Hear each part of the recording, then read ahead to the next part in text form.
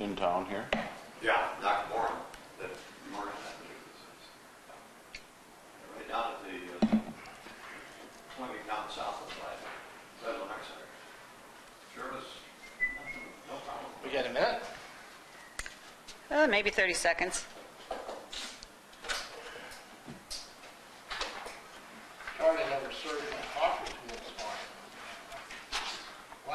Slacking off over there, Charlie. You didn't pour his coffee today. Oh, by golly, I'll have to put that on some list someplace. It's called a to-do I list. thanked you for making it. No, he made it. Okay. That's why you had to cut it off when the cup was full. That's the way we like it. What's the magic recipe here this morning? Just depends on who you talk to. I've got 9 a.m. Good morning. Let's get the, it's 9 o'clock, let's get the Cudahy County Commission weekly meeting called to order here.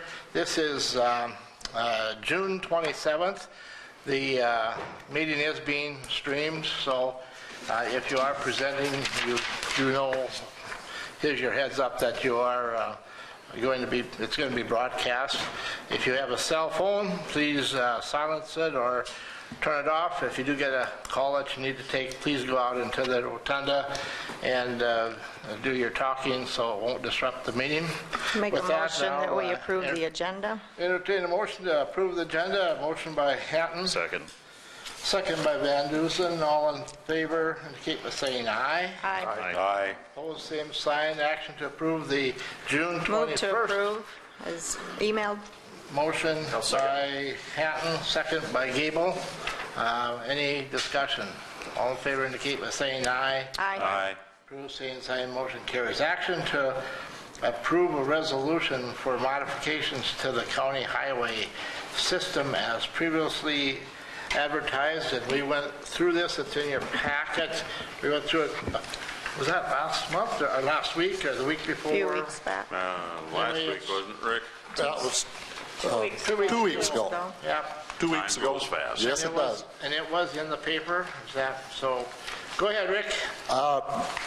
We went through all the changes. I haven't received any comments from anybody. I don't know if Cindy has not. The procedure now, if the commission passes it, it'll go to Pier, and they don't take action on it for 30 days. It sits in Pier before the Board of Transport, or South Dakota Department of Transportation takes action on it. After 30 days, they'll sign off on it, and the changes will be done. I'd make a motion that we approve the We have a motion by resolution. Hatton to Second. approve the changes and a second by Waterman. Is there any discussion? Any discussion? Seeing none, all in favor indicate by saying aye. Aye. Opposed, the same sign, motion carries. It is done. Cindy, on that affidavit of publication, have you received it yet? No, we won't receive it till after the first of the Okay, month. I'll send that in with it. I need Yep. to send the affidavit plus minutes.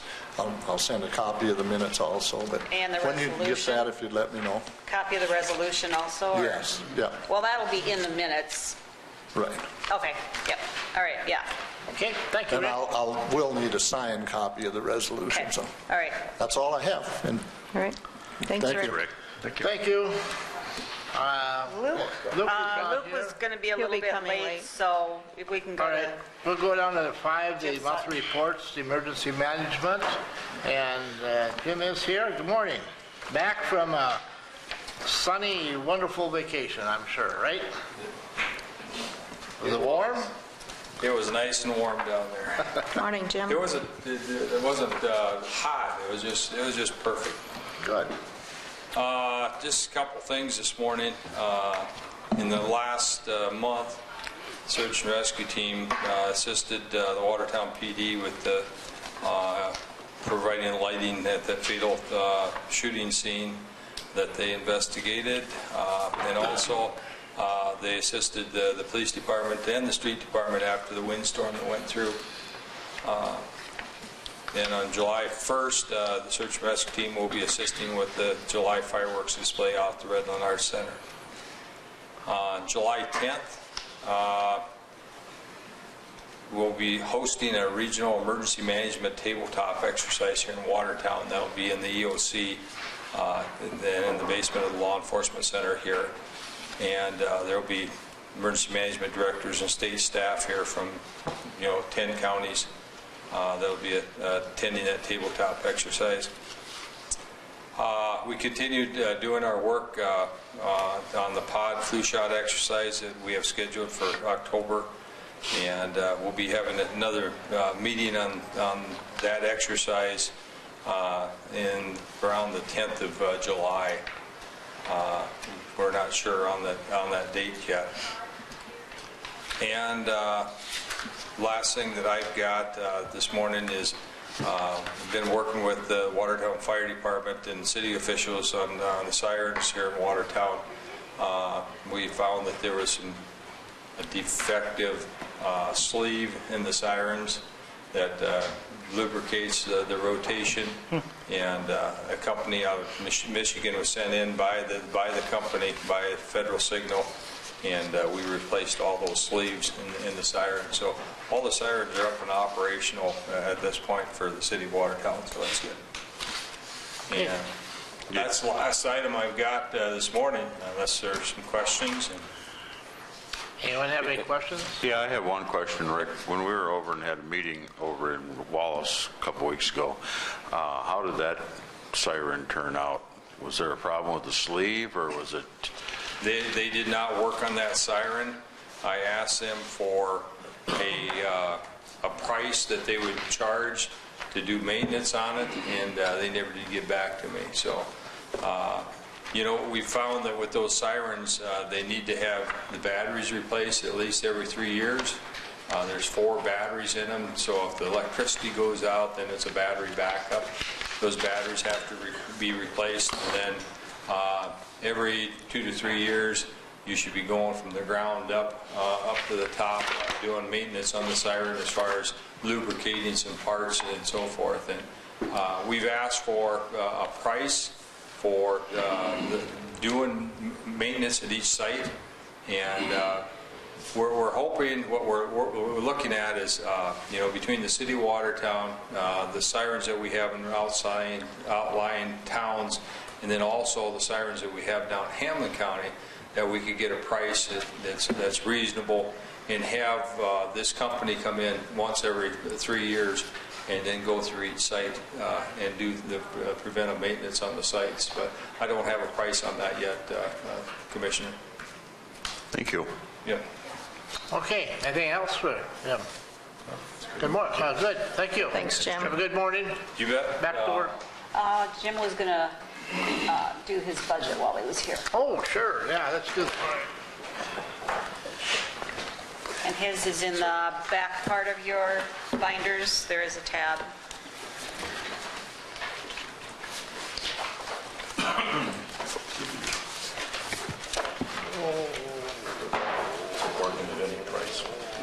Behind you, wrong one. Jim, did they change the tones on those? No. Seems like the one up on Cherry there sounds a little different. Well, it's going to sound different because, instead of the 6 cones, you've got one cone. Okay. These sirens are actually probably have more volume than the old sirens, slightly more, not a lot, but slightly more. Just going over my budget on Section 417, my workman's comp insurance, I budgeted the same as last year. We were good in that area. Emergency management insurance for vehicle insurance and insurance for search and rescue building and vehicles. I increased that by $1,200 from 2017 to 2018.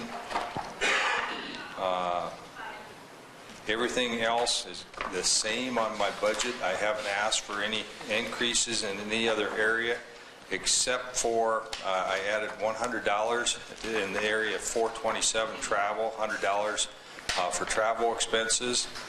And then in number 428, which is utilities, 428 utilities, I had to increase that by $1,000 due to our vast telephone bill going up.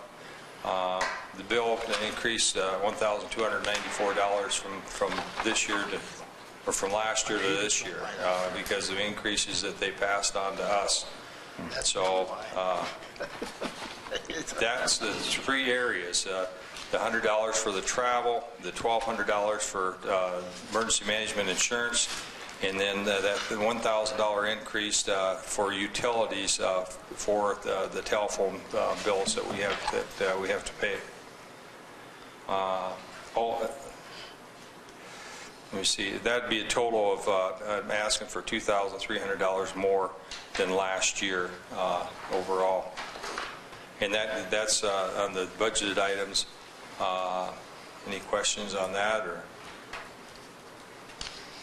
Actually, Jim, your budget is down 31,000 from last year. It's Overall. down because last year in 2017 we purchased that new vehicle, so Right.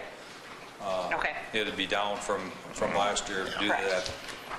that. Jim, when you mentioned utilities and it went up, is that including, are you figuring something? No, that's a cold storage building and for that new... I don't have anything budgeted into that because we don't know what that expense is going to be yet, as far as electricity or anything for that building. But that's a total cold storage, wasn't it? Yeah. Or is there going to be heat in there? There'll be electricity. Just electricity is all that's going to be in that building. It's just cold storage. That's correct, Commissioner. Any other questions for Jim? All right, thank you, Jim. Okay, thank you. Appreciate it. Thanks, Jim. All right. All right, Brad's here, so let's have the law enforcement sheriff's report. Morning, Brad. Morning. How are you doing today? We're good. Yeah.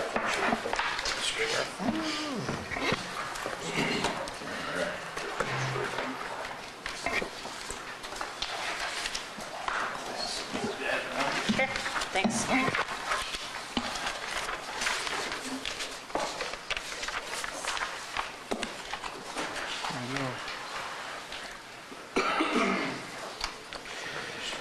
All right. Well, we'll start with the balance sheet first, and then we'll go to some of the other stats here.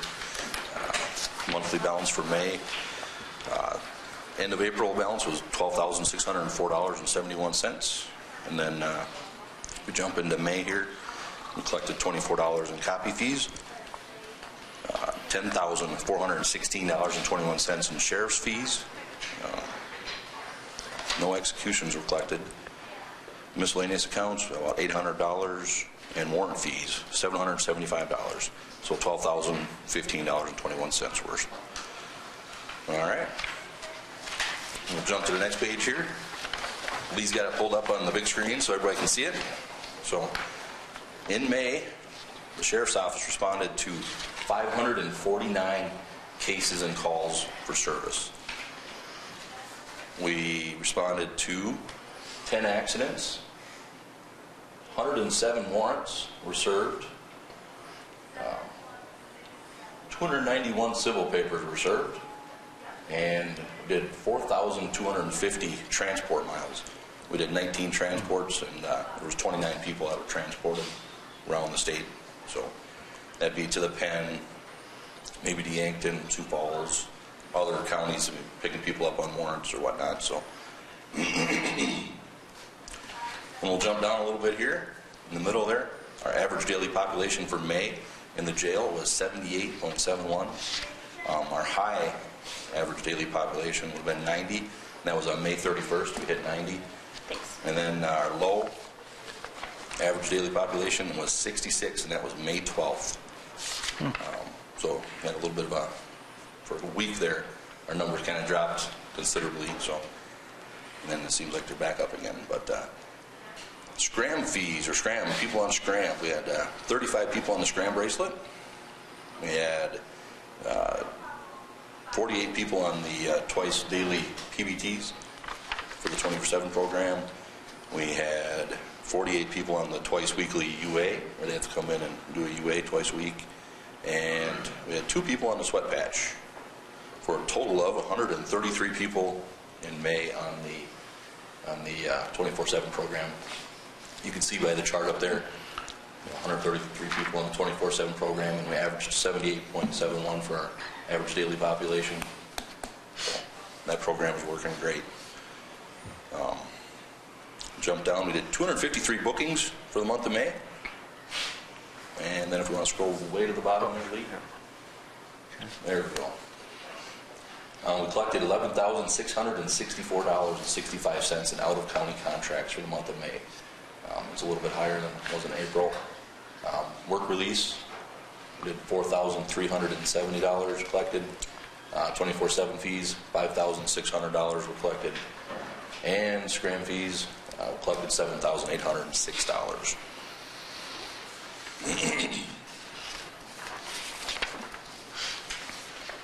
Any questions on those? Just, Mr. Chairman, so on, I know we had some mental health issues with at least one inmate that were kind of challenging for you this month. Did that contribute to the miles? I thought it was a little higher than last month. It seems like in the summer there's just more people being picked up on warrants. Okay. Yeah, sometimes mental health running people to Yankton and back, or to Avera Health and Sioux Falls can be account for that. It's one of those things where just taking people to the penitentiary. So yeah.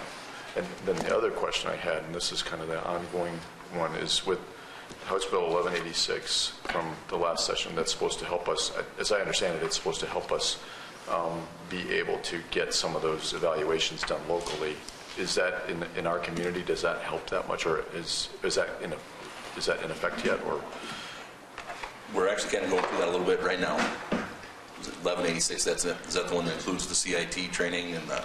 I think so. But yeah. We're actually working with HSA on that a little bit. We were talking about that yesterday with Sarah Peterson and how that's going to work and how it's going to help. And yeah. So yeah. Okay. Okay. Any other questions for Brad? Anything? One thing. It's kind of part of the same thing. We have in August timeframe. Just a reminder, we have the SIM workshop coming up. That was one that Sarah worked with, the strategic intercept model. So that was a grant for the mental health initiative that we're involved in. So that's kind of the big picture systemic workshop. So that's coming up, and I know you and Sarah and Carrie are probably working on putting together the data for that one. So yep, absolutely. So okay, good. All right, thank you, Brad. Just a couple more things here. Just want to touch base on here quick. Yep.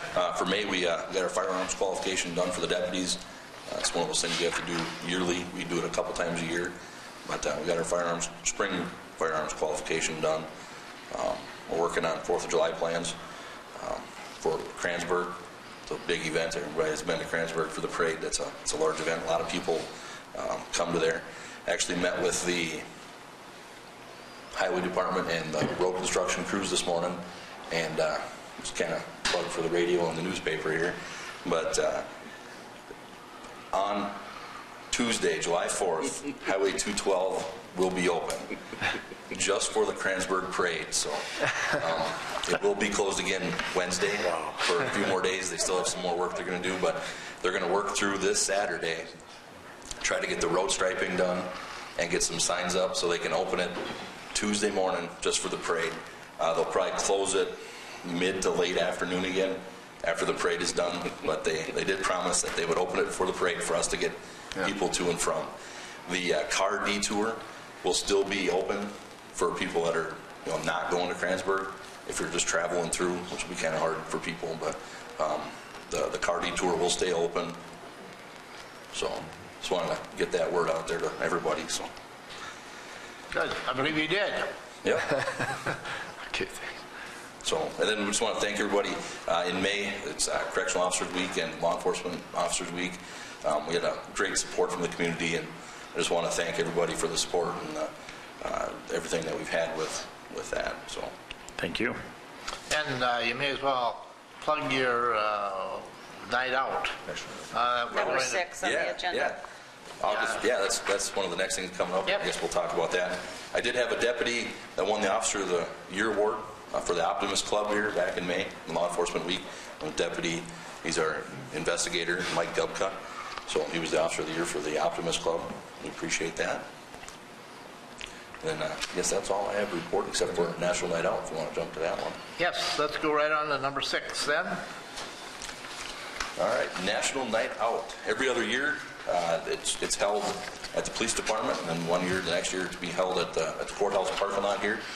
This year, it is our turn to sponsor and host the National Night Out. August 1st, the first Tuesday of August is when they usually host that. So plans are underway for National Night Out to be held here on August 1st. With your guys' approval to use the courthouse grounds. And I'll make that motion to... Second. I have a motion by Lee and a second by Charlie. Any discussion? Any discussion? And that's on the parking lot. That'll be in the parking lot. We'll probably have some of the, the grass area for the kids and bounce houses and whatnot, depending on who decides to attend. And for people that don't know what National Night Out, it's a neighborhood event for kids and for the neighborhoods to come out, meet their law enforcement, meet the fire department, meet the community, and just ask questions and see stuff. That event continues to get bigger and bigger every year. There's more and more people that show up, so especially on nice, warm August evenings. So. There's and the band plays, right? Yeah, there's a band. The FOP will be there. They usually serve hot dogs and brats, and there's root beer floats. So it's a good community event. What's the time frame on that? Setup will be right after the courthouse closes. We'll shut down the parking lot. So from 5 to 6 will be set up, and then at 6 o'clock is when it'll kind of be open. So. Good. Anything else? Thank you, Brad. All right. Did we vote on We that? voted on that. Did we vote? Nope, we had a motion Okay. and a second. We need to All in vote. favor indicate by saying aye. Aye. All same sign, motion carries. Thank you. Thanks. Yep. Brad. Thanks, Brad. All right, let's see. Luke is not here yet, so let's go down. We got a discussion with Mickey Ludwig, and Mickey, that's you. Would you please come up? And that's in reference to zoning and building at Pelican Plaza. So please tell us who you are in the microphone so they can get it. And go ahead and share with us what your thoughts are.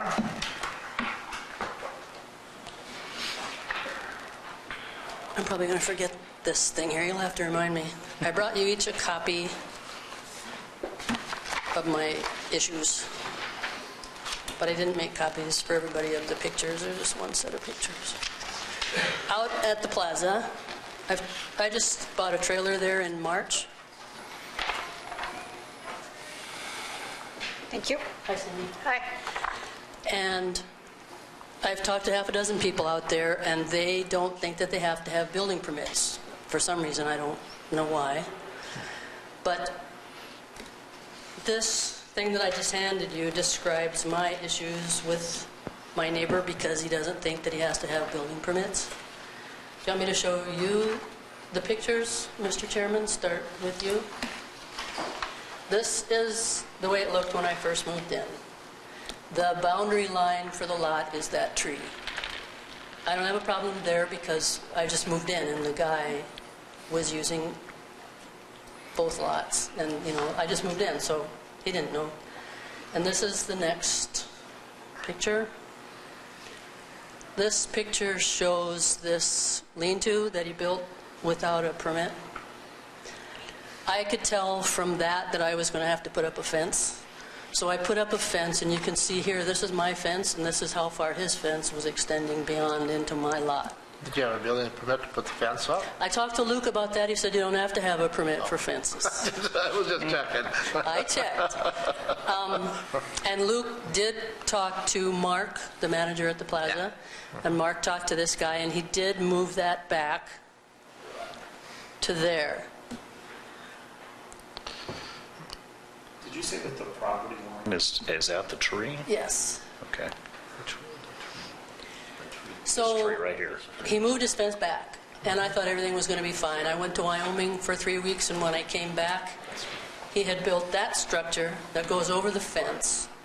So now you can see I'm going to get all the runoff. And there's a close-up picture of it. He also moved his camper, I'd say, fairly close to my fence. Which I just paid $300 for that fence. Another coat of paint. If he continues to back into that, it's going to be gone. And you can see from that picture, it hangs over onto my lot. Mr. Chairman, just to clarify, so that's your fence? The new one, yes. Yeah, okay. So this picture is to show you how he has plenty of room on the other side of that camper to move that camper over to his driveway. It doesn't have to be so close to my fence. When I asked him why he did that, he said, well, you can go around my camper anytime you want to. Because I told him, where your camper is, I can't access my fence now. I can't maintain it. I can't paint the backside of it. I can't do anything with it. So this shows you that his camper is backed up to his garage. I can't get around, even if I wanted to go around his camper onto his lot to access my fence. I can't get in there. He's got his stuff leaning up against my fence. It's starting to come apart already. This is the south side of the lot. He doesn't believe in boundary lines there either because his stuff is sitting on that neighbor's lot. He also has chickens. They run free. That means I can't plant grass seed or flowers. And this is what he does when he cleans out the chicken bedding. He puts it right in the alley. Fertilizer. I guess. This is to show you that he has a habit of building without permits. Because this is his current tax record. That's what that looked like then. This is what it looks like now. He's got a double garage attached to his house. What's the record number on that? Up on the upper left-hand corner.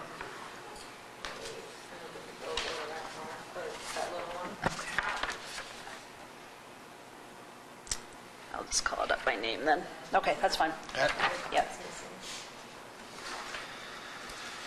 This is the record for the house he lives in that I showed you that has an attached garage, plus 2 lean-tos, plus Nope, that's fine. I a got it. chicken house.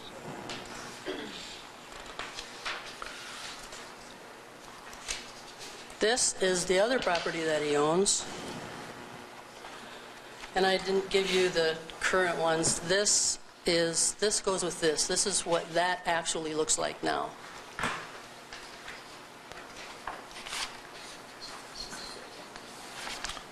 Here's the second one.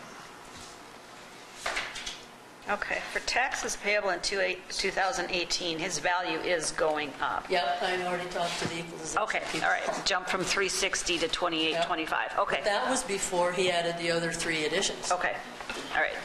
He's added 3 more since I talked to them in March or The whatever. mobile home value itself is staying the same. It's the other buildings that are, okay. So that was my other thing. This is my place. And this is my little metal shed that it talks about on there. Nope, that's okay. That's my metal shed that it talks about there. There's a picture of the garage on the back. My place is valued at, I don't know, 6,000 something, which I'm not complaining about. 6832. Yep. I'm not complaining about mine. I'm just thinking that his valuation of 2,200 on the one needs to be fixed, and his valuation of 4,000 on the other one needs to be fixed. He's got attached garages on all 3 of these places. So that is really what your request is for us to review the assessment and the procedure that has come about by building without a permit. Right. Okay. Just to make sure everybody knows out there that you have to have a building permit. There's reasons for building permits. Yep. Well, this is what we can do at this particular time, Mickey, is we will thank you for bringing the pictures in and bringing this to our attention, and we will take it into advisement. We will visit with Luke in reference to the procedures, and there is a procedure that In fact, I did communicate with Luke that there's a flow chart that needs to be gone through for people that live at Pelican Plaza and the process and the procedure to get a building permit, which they have to have. And so what you'll have to give us some time here for the process to occur, but let us work on it for you, okay? Well, I'm not asking that any of his buildings come down. I would just ask that you require him to put gutters on them so that I don't get all that runoff. Okay. And I'm not asking that he be fined because, like I said, the practice out there seems to be that they haven't been requiring building permits. They just do what they want to do. So all I'm asking for is that gutters and contain his chickens, because my granddaughters won't bring their kids to my house because they don't know what the kids are going to step in when they go outside. Sure. So if he'd contain his chickens, I mean, I'm not asking, and the camper, please, if you could have him move the camper onto his lot instead of mine. All right. So discuss that anyway. All right. Thank you very much. Thank you very much. Yep. I think the process out there, So you can have, I wanted to say too, I'm not complaining about Luke or Mark. They've both talked to this guy numerous times. He just listens and does what they want for the moment, and then goes back to... Well, there's another step after talking to Mark and Luke also, so we'll follow through. I'm not trying to get him in trouble, really. I just want gutters and I think no chicken coop. you're reasonable. Thank you very much. Thank you. Have a good day.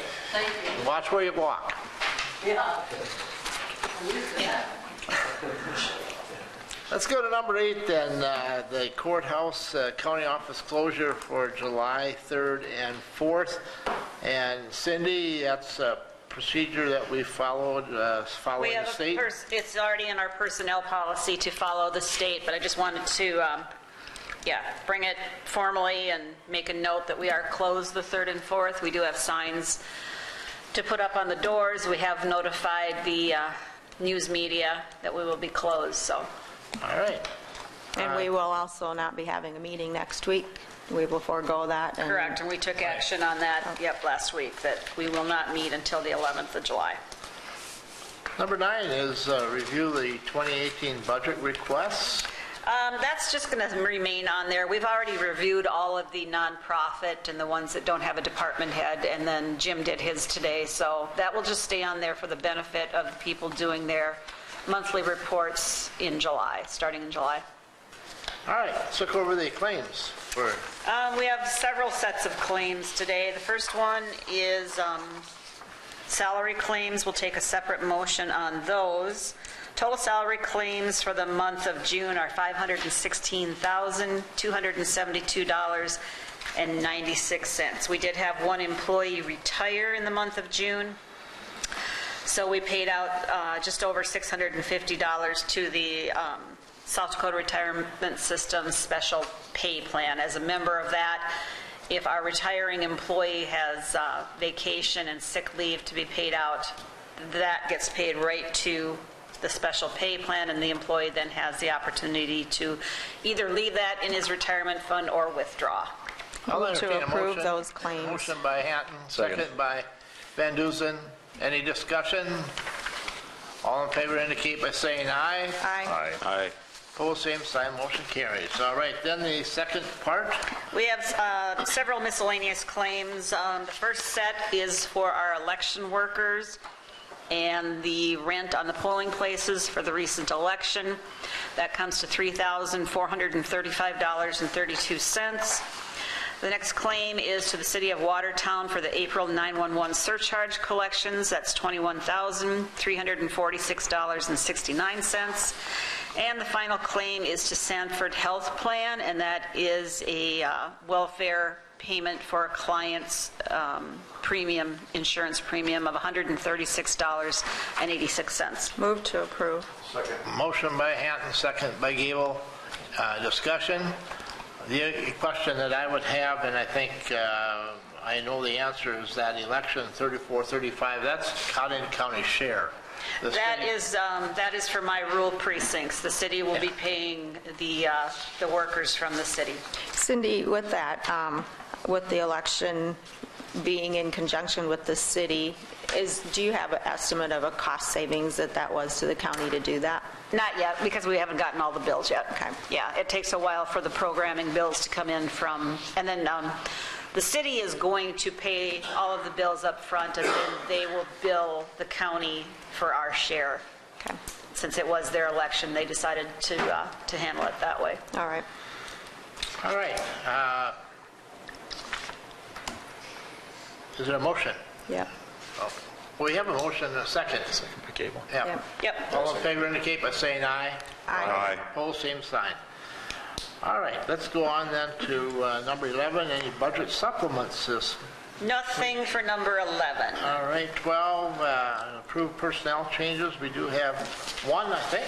And I had another one come in that we can act on also. The first one is Robin Ryder. He is maintenance 2 at the Highway Department. He's due his anniversary step increase.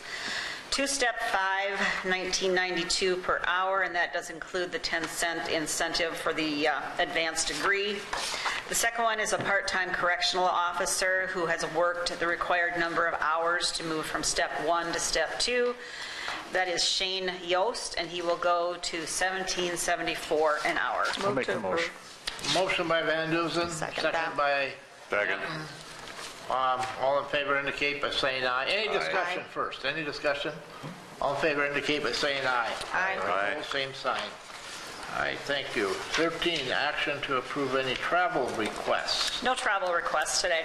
And do we have any old business to bring before the board today? Any old business? Mr. Chairman, a couple things. Just one is tonight is the next Justice Advisory Committee meeting at LATI at 610, room 430, room 430 at LATI. And so, yeah, we had the meeting planned. The agenda is a bit different than since the election went the way it did than what it would have been had the election gone the other way.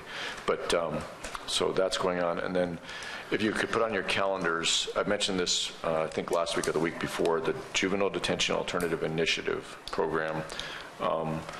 That we have the state provides a technical expert. They happen to be living here in Watertown. They work out of Watertown, but they're a statewide asset. Her name is Angie Collington, and so she's going to be conducting a JDAI 101, and if you could put it on your calendars, July 25th in the afternoon at 1:15. So the place is to be determined. I'm still coordinating that, but we have reached out to the community, and so I think we'll have a good session there, and that has to do with the trip to Orlando that was funded before for our county and a number of other counties to go to Orlando for the national level Juvenile Detention Alternative Initiative. And people might have seen in the paper that Mitchell or Davidson County is doing the same thing. So that was one of the counties that was represented there. So that's kind of it's getting to be a statewide thing. So. All right. Any other old business? Anything else? Any new business? Any new business to bring before the board? How about open? Anything for the open? It's very possible that the courts may be needing to use your office for the rest of this week. There's a jury trial upstairs, and if you could just remove anything personal from your desk space. Right? Okay. This morning there is the STIP meeting at 1st District at 10 o'clock. Say a little bit louder. Say it. The STIP meeting at 1st District at 10 o'clock this morning that there could possibly be a quorum at. And I guess, well, we got to go through 2 weeks. The Transit is having a fundraiser on July 8th. I'm not sure exactly the place of that yet. And Is that the trivia thing? no, this is just their annual fundraiser that they do. We're selling tickets for. I don't think I have, well, of course, the 4th of July. There could be a quorum of commissioners more than likely on Saturday the 1st and July 4th in Kranzberg. I do not have anything else that I can see. Is Kransberg holding their parade on the 4th of July? Yes. Okay. It will be at Watertown's festivities are the first on Saturday. So. right. Anything else for the open? Mr. Chairman, Yes. we just, FYI, we did get a complaint about one of the fireworks by email, fireworks display on Saturday night. So it had to do with the time. I won't mention the specifics, but most of the complaint had to do with the time of day that it was. And the start time was about 10:30, and so maybe something to consider how we handle that. But it's kind of I could kind of understand the complaint. On the other hand, it is a little tricky when it doesn't get dark until fairly late. So, but something to consider, I guess. But just FYI for everybody. Firework dark doesn't come till about 10:30, does it? That's when this was a request that we'd approved back in April, and the date was this past Saturday, and the start time was 10:30. Isn't it in the same neighborhood that the last complaint I think so. came from? Yeah, I think so. Okay. Yep. In the Serenity area. Yes. Yeah, that's a tough call. Currently, we have no permits on file at this time. So anything that's been applied for has been completed. There's nothing on file right now pending. The two that we approved this year were the only two, correct? Mm-hmm. Both of them in the same I think we had complaints on both of them. development, yeah. The second one was just a noise complaint, correct? I think so. Nothing, okay, debris or anything, okay. And I can understand, I'm not going to get on my soapbox, but I do know that these people have dogs. And growing up on the farm, when we used to light firecrackers off and our fireworks off, and our farm dog would go through the screen door, there was...